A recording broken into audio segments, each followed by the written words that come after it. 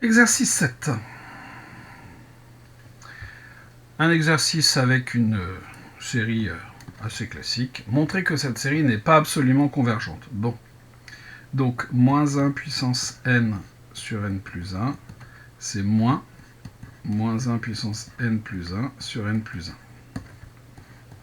Or, si je regarde les choses, la somme des valeurs absolues de moins 1 puissance n plus 1, en même temps, qu'est-ce que je m'embête avec ça, moi? Pas la peine de s'enquiquiner avec ça.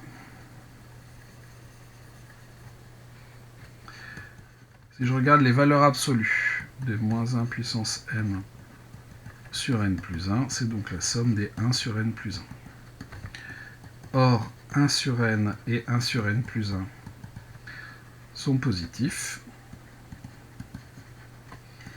Et 1 sur n plus 1 équivaut en plus l'infini à 1 sur n. De plus, la somme des 1 sur n diverge. Donc, la somme des 1 sur n plus 1 diverge aussi.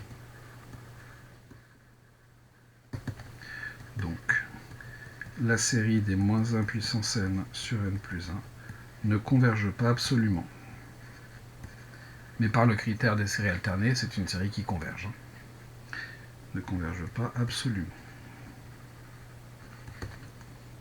On ne nous demande pas de montrer qu'elle converge, en tout cas pas pour le moment, je ne me rappelle plus si c'est dans les questions après, mais sinon avec le critère des séries alternées, on s'en sort. Deuxième question, en remarquant que l'intégrale de t puissance n calculait la somme de cette série. Bon. Ici, si je calcule l'intégrale de 0 à 1 de t puissance n dt, je vais obtenir du t puissance n plus 1 sur n plus 1 entre 0 et 1, c'est-à-dire bien 1 sur n plus 1. Donc, si je regarde la somme pour n allant de 0 à plus l'infini, pour pouvoir parler de la somme,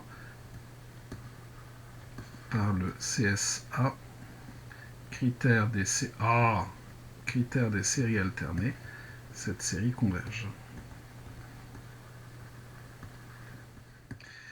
Des 1 sur n plus 1, non, c'est des moins 1 puissance n sur n plus 1. Je vais donc avoir la somme pour n allant de 0 à plus l'infini de l'intégrale de 0 à 1 des moins 1 puissance n, t puissance n sur n plus 1 dt. Là, j'aurai l'égalité. Problème, je ne sais pas si je peux rentrer ma somme là-dedans. La linéarité, pour les intégrales, ne fonctionne que pour les sommes finies. Et donc là, je ne sais pas si je peux rentrer mon intégrale là-dedans. Pas très grave. Je vais me donner un entier n. Et je vais m'intéresser à la somme pour k allant de 0 à n des intégrales de 0 à 1 de moins 1 puissance k, t puissance k. Il n'y a pas de n plus 1 ici, dt. Et là, cette fois, c'est une somme finie. Donc je peux intervertir les deux. Je vais donc avoir l'intégrale de 0 à 1 de la somme, pour k allant de 0 à n, des moins t puissance k, dt.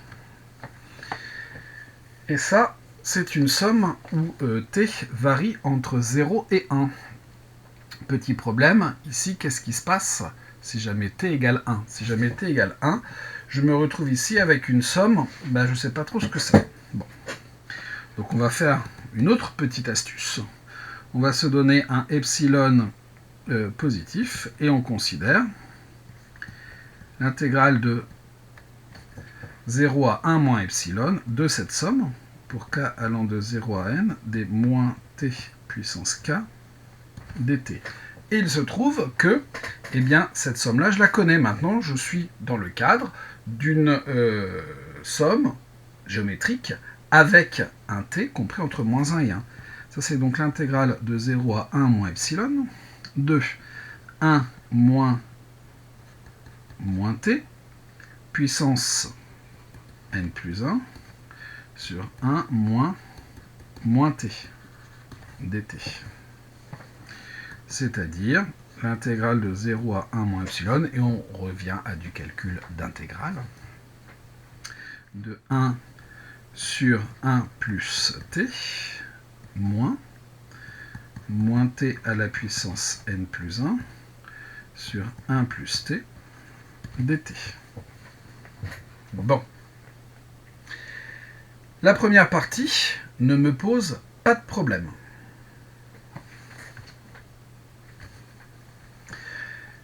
C'est donc l'intégrale de 0 à 1, de 1 sur 1 plus t, dt, moins l'intégrale, c'est 1 moins epsilon ici, l'intégrale de 0 à 1 moins epsilon, de moins t puissance n plus 1 sur 1 plus t dt.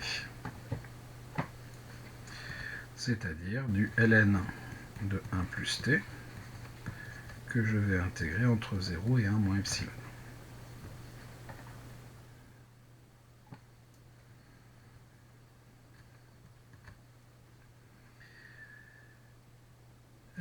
Moins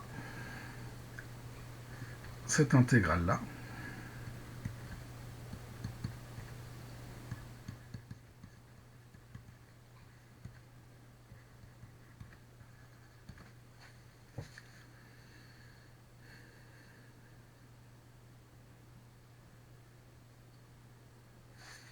Maintenant, il faut que je calcule cette intégrale-là. À mon avis, une petite intégration par partie, ça devrait faire l'affaire.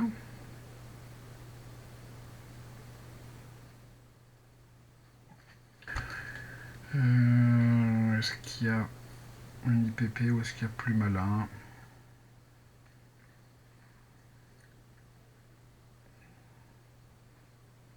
Il y a plus malin. Il y a plus malin, il y a plus malin, il y a plus malin.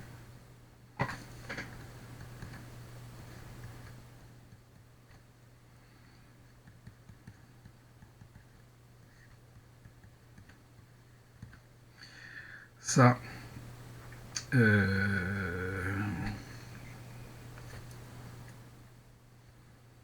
en valeur absolue, ça va être plus petit que l'intégrale entre 0 et 1 moins epsilon de t puissance n plus 1 sur 1 plus t dt. Or, pour tout t dans 0, 1, donc dans 1 moins epsilon, 1 plus t est compris entre 1 et 2. 1 plus t, 2, donc 1 demi 1 sur 1 plus t inférieur à 1. D'où cette intégrale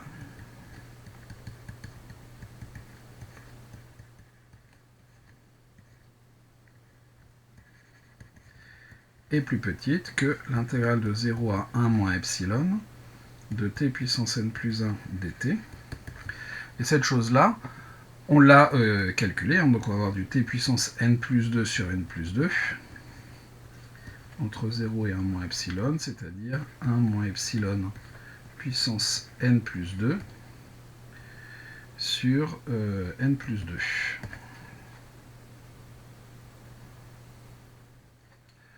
Pas de problème là-dessus. Or, pour tout epsilon positif, 1 moins epsilon est inférieur à 1. Donc, alors, ici, epsilon positif plus petit que 1.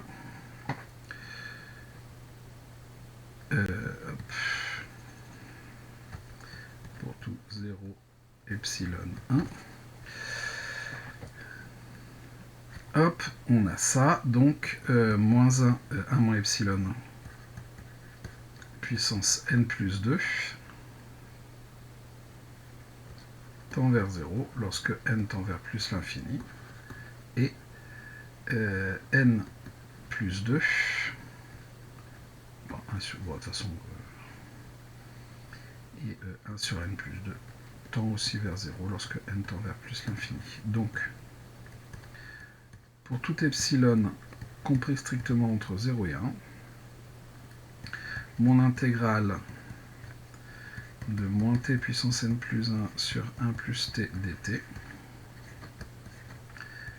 converge vers 0 lorsque n tend vers plus l'infini. Pas de problème.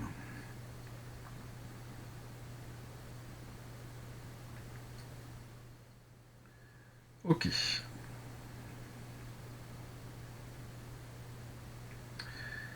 Et donc maintenant, qu'est-ce qui va se passer quand on fait tendre epsilon vers 1? Ben ici, ça pose pas de problème, parce qu'on a toujours quelque chose qui tend vers 0. Et ici, n va tendre vers ln de 2. Conclusion. Mon intégrale, ma série, pour k allant de 0 à n, des moins 1 puissance k sur k plus 1, va tendre vers ln 2. Où est-ce qu'il était? J'aurais dû le réécrire ici. Donc on va avoir du ln de 2 moins epsilon, moins l'intégrale de 0 à 1 moins epsilon, de moins t sur n plus 1, sur 1 plus t dt. Tant lorsque n tend vers plus l'infini, vers ln de 2, par continuité de ln. Conclusion. La somme pour n allant de 0 à plus l'infini des moins 1 puissance k, des moins 1 puissance n sur n plus 1, c'est ln de 2.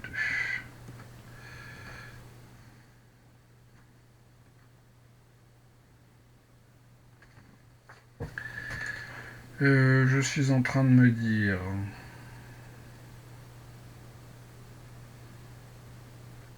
que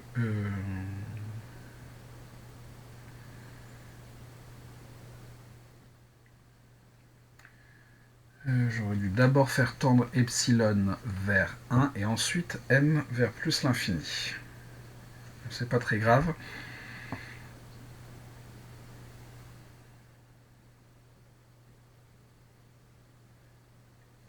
Ici, lorsque epsilon tend vers 1, le numérateur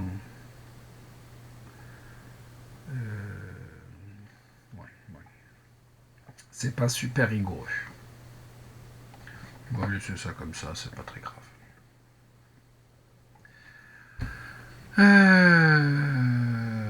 Un encadrement par deux rationnels. Et donc ça va être intéressant, puisque d'après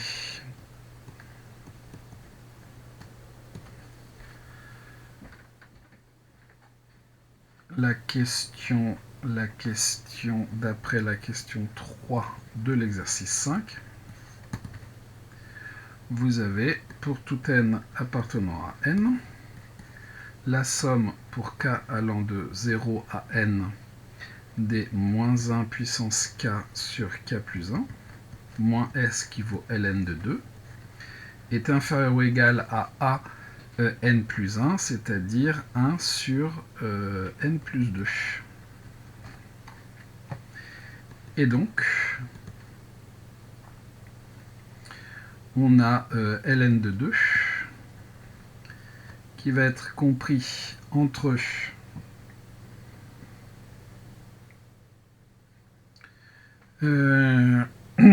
alors ça dépend de si n est paire ou pas.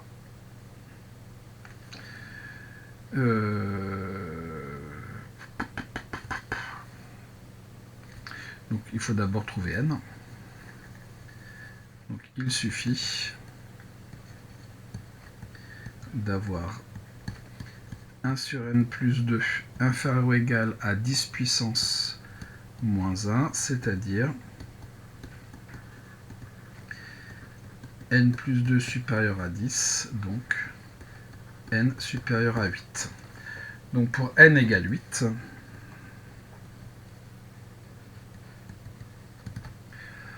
on a S qui vaut ln de 2, qui est inférieur à la somme pour k allant de 0 à 8. Cette somme est plus grande, puisque n est paire des moins 1 puissance k sur k plus 1 Et en dessous, on aura la somme pour k allant de 0 à 8 des moins 1 puissance k sur k plus 1 moins 1 dixième. D'où ben on va voir ln de 2. Je ne vais pas faire la somme, mais qui va être plus petit que 1. 1 moins 1 demi, plus 1 tiers, moins 1 quart, plus 1 cinquième, moins 1 sixième, plus 1 sur 7, moins 1 sur 8, plus 1 sur 9, moins 1 sur 10, et la même,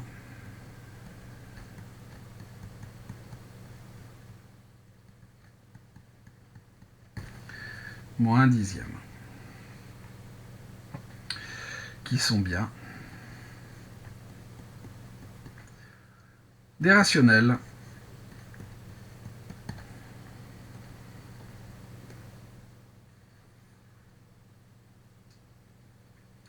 Et voilà pour cet exercice 7, à moins qu'il y ait une question après, non.